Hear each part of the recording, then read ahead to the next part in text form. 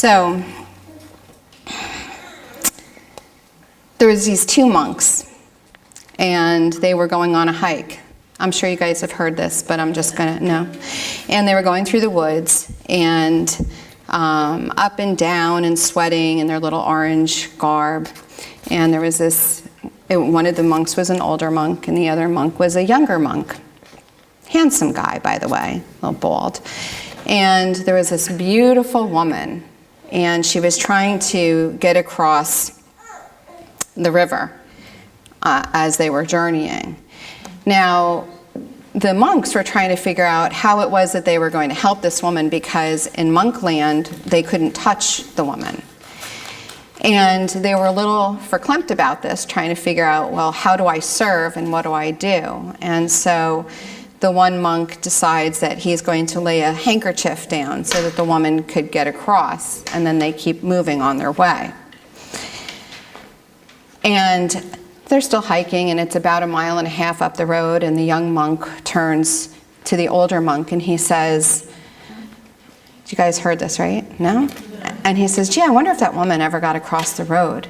And the older monk turns to him and says, are you still carrying that young woman around? I put her down miles ago. I was struck by that this week. I have no idea why, as I rarely know why I'm given this information. But what it really struck to me was the older monk. He seemed to hold a deeper wisdom. Maybe he had more life presence. Maybe he lived a little bit longer. Maybe his way of viewing the world had a deeper insight to it, or a different insight. And the younger monk, maybe his compassion was very outwardly based, and he forgot that sometimes, even though we have an outward compassion towards the world at large, we have to be able to turn it within and come back to what it is that we really are and what it is that we stand for. And we have to be able to be willing to put down the things that we really can't carry with us. And I thought that was very poignant in the world today. The last 2 weeks for many people in this world have been trying at best. And every once in a while when I come to do a Sunday talk, I'm not really sure what's going to happen. But I felt it was important to honor some of the heaviness that's been going on in the world. Because although we can experience the heaviness as we are, as in our human being, we are called to love, and we are called to come back to that original source and to come back to who we are and find a way, despite maybe the difficulties that we see in the outside world, to find a way to radiate the truth of who we are, which is love. So that's kind of what we're going to be talking about today, is returning to our original source. And when we do that, how prosperous we truly are and how bountiful we really can be. I was struck by a quote from A Course in Miracles that says, discomfort is aroused only to bring the need for correction into awareness. Let me read that again. Discomfort is aroused only to bring the need for correction into awareness. Discomfort. I, for one, have been living in my body in discomfort over the last couple weeks. Anybody else? Has it been a little longer than a couple weeks? Yeah. Yes? Yeah. So, you guys know me by heart. I'm not sure how this is going to work, this up and down thing. Andrea, could you help me out in case we need this? Thank you. Does anybody want to share what their discomfort is about? I'd like to hear. I'm interested. Anybody? Pamela?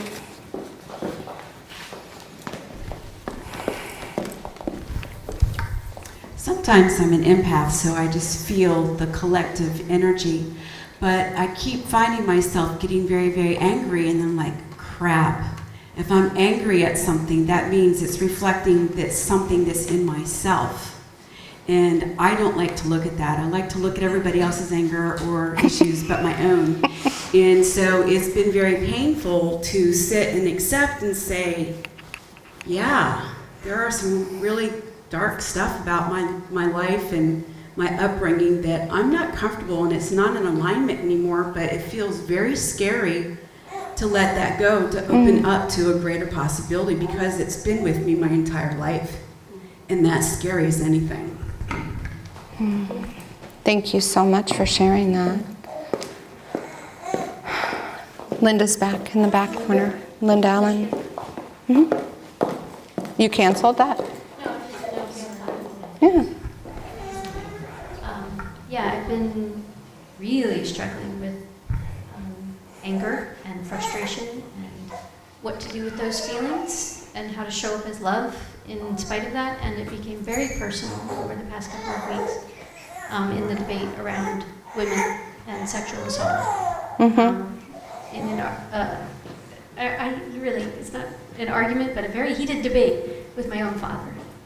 So it became very personal, having this conversation, and having to have it in a loving way with someone that I love very deeply, who had very opposing views on the topic that were hurtful for me to learn that he held those views. So really struggling with how to show up as love, despite that anger. Jennifer.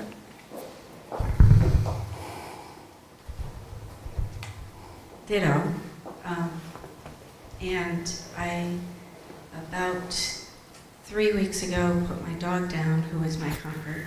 And last week, we lost a pillar on our campus who was a fierce advocate for everybody. He was a wonderful man. He wrote the book that Bruce Almighty is based on. They tell me he was an atheist. I told him he had to believe in God, because basically it's because I wanted to meet the author of Bruce Almighty that I think I got the job where I was and knew I was exactly where I needed to be. And he touched my heart deeply in my first year.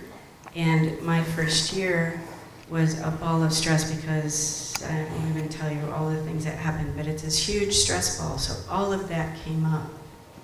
And the conversations with other women about what they were experiencing and feeling. And on one hand, it has been physically difficult, because I like take it all on my body, but at the same time, these are all conversations that need to happen.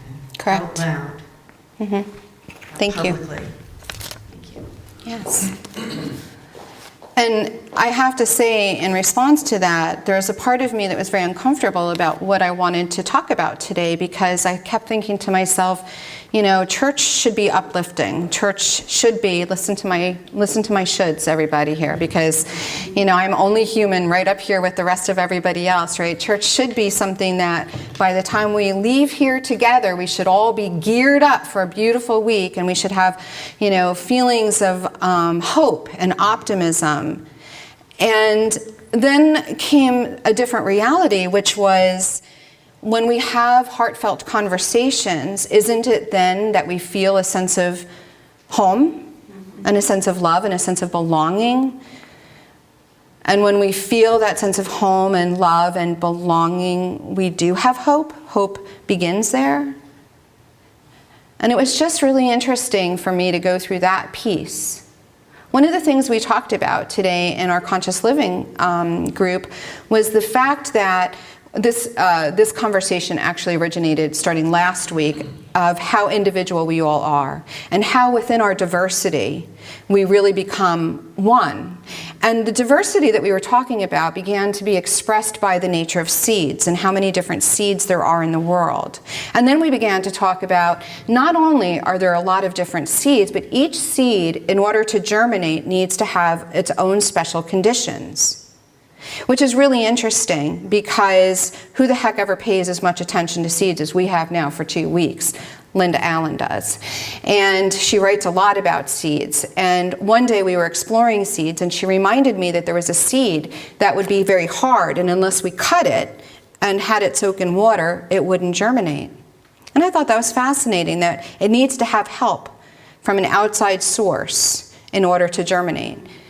At which point then, Rick illuminated me, or us, I should say, and let us know that in order for the pine tree to be able to grow, fire needs to be applied to the pine cone to release the seed into the soil. Fire. Well, that blew my mind when I learned that, because fire is such a transformative element. Thank you very much, Andrea. Right, we talk about fire as cleansing. We talk about sometimes when we're in the midst of great despair, we're standing in the face of fire. Sometimes it's very hot. We've talked about sometimes when we are going through transformation and we want to prove to ourselves we can do it, we walk over fire. And sometimes we wonder, are we ready to walk across the flames? But yet everybody in this room, we've all walked across the flames. We're here. We're here to talk about the flames. We're here to talk about the heat. We're here to talk about what it is that each one of us brought to the table that allowed us not necessarily the comfort, but the ability to move from one side to the other. And that is beautiful. Charles Fillmore, he says, wait if I can find it. Oh yes, here it is. Love is an inner quality that sees good everywhere and in everybody.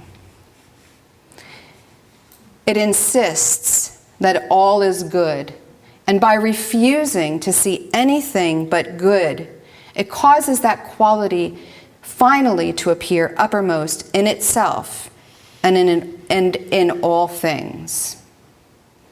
It is love that looks past appearances to behold the truth of being. It is love that enables us to live in harmony with all our universe. It is love that heals, prospers, attracts, holds, and makes really good ideas. And divine love is the greatest power for protection in the universe. Love. We often think about love as just being this, I don't know, thing we express between people, right? But I don't know if that's true or not. I think love is a very misunderstood experience. I think love is a verb, and I've talked about that many times here and in my own life. Love is an activity that we engage in. Love is a conditioning of our heart and our soul. It requires us to face ourselves, face our own hearts, the good, the bad, and the ugly, and make decisions. It invites questions such as, am I becoming the person I can respect?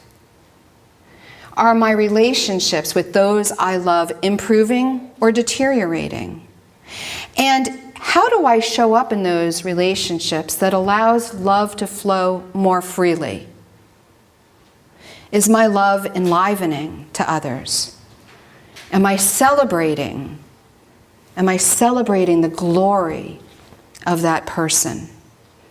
Am I seeing past the veil and through the illusion that my human eyes shows me, so that I can behold the Christ in that person?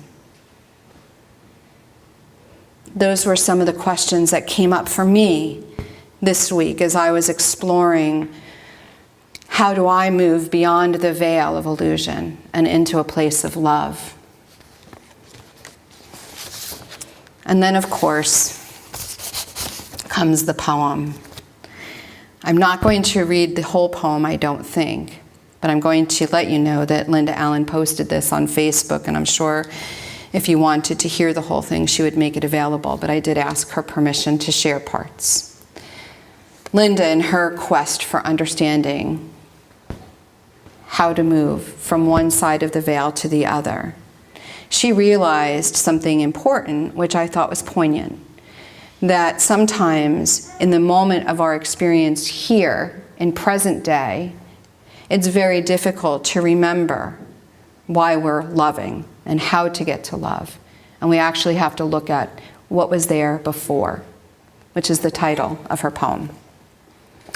Before all of this, before all the anger and fear, disharmony and divisiveness, name-calling and judgment, before all of this, you were just you, and I was just me. Tiny sparks of life, living. Before all of this. I must remember you before I met you, before I heard of you or read your tweet. I must remember you before I knew you, before any other labels of before any labels of other, different, or enemy could be applied and stick. I must remember you before all of this, when you were new to the world, simply love in expression. Before all of this. If I can remember you then, before all of this, then I can love you before we meet. If I can love you before we meet, then I can find common ground, work peacefully for change, discuss rather than argue, heal and forgive, and love on this, after all of this. So for my sake and yours, and for all those yet to come, I will go back and love you before all of this, so that when we do meet, and maybe disagree, I will already know how to love you through all of this.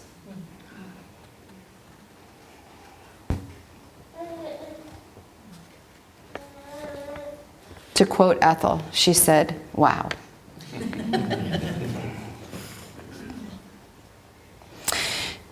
So poignant was that poem that it invited a different question and took me to the revealing word. Because I remember having a conversation with my husband, Tom, who kept reminding me that sometimes what I'm feeling in my body isn't necessarily mine, but part of the larger race. And that's true for all of us, because I feel like, to talk about a little bit of what we had said earlier, we're actually having conversations that needed to happen long before 2018. These are overdue. Yes. The inequity that we feel in this world, we've grieved this inequity for a long time. I mean, no offense to anyone, but there shouldn't be a National Coming Out Day. We should already be here and present and loving. And I hold that honor and respect for each individual. It's my job to wash away the sins of my own inequity. It is not my job to put my judgment on another. It is my job to allow myself to come into the total Christ consciousness. That's what Charles Fillmore was teaching. As a man thinketh, what is our heart saying? What is our mind saying? How do we eradicate the thought that permeates us? The sneaky judgments, the fact that maybe some people might have felt compassion for Kavanaugh but didn't express that. Or for all the people who didn't say me too, but lived it.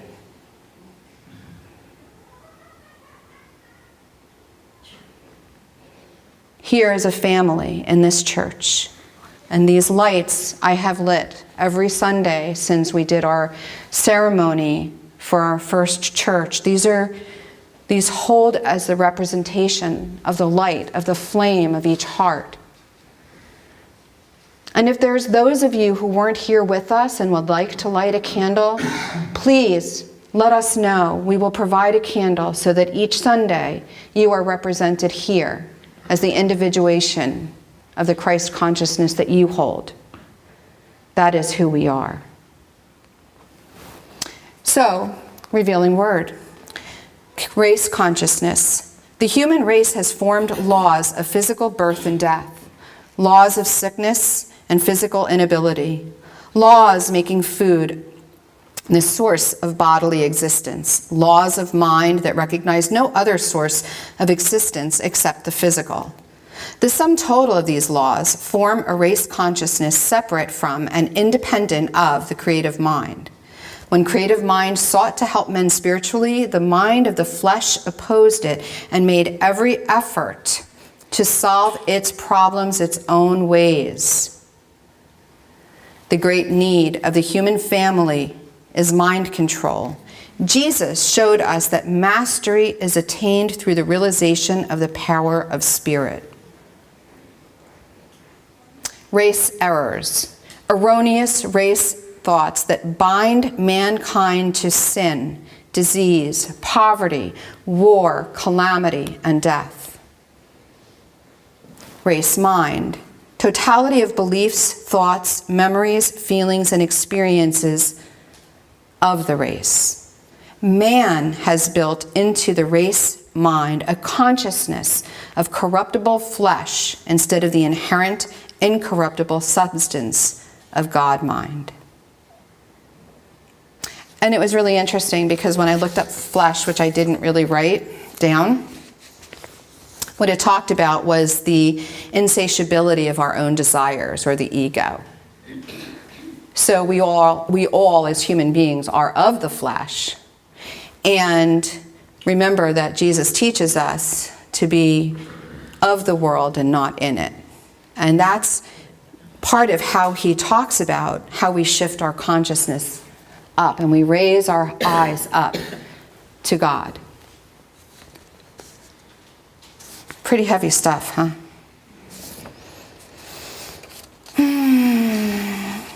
Well, I'm just going to make one more quote and then we'll begin to close, because I really do believe that my experiences with you guys do transcend some of the heaviness that we experience in the world. We feel it when we hold hands and we sing the peace song. We feel it when we look into each other's eyes and we affirm just, "Hi, how are you? It's so good to see you." That's opening up our hearts and allowing love to flow through us. It's really where we get caught up is really when we forget to be open and we get inundated with that race consciousness stuff. So, Sharon Salzberg, I love this, says, "Only love is big enough to hold all the pain of this world." Only love is big enough to hold all the pain in this world. Say that with me. Isn't it profound? So I'm going to say it one time, and if you remember it all, great. If not, just mumble a lot, and we'll all know that your intention is good, right? Only love is big enough to hold all the pain in the world. Only love is big enough to hold all the pain of this world. Only love is big enough, guys. Only love. So just for the heck of it, take your hand, put your hand on your heart chakra, whoops, or wherever you don't have a mic. Take a deep breath in. Let that deep breath out. Connect deep. I am love. I am the light of the world. I am reborn anew. Every day. Each day. Let those words radiate in your heart. Say them to yourself, not out loud.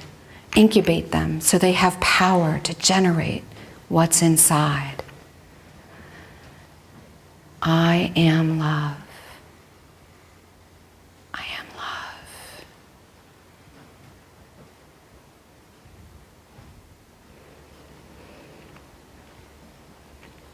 Thank you.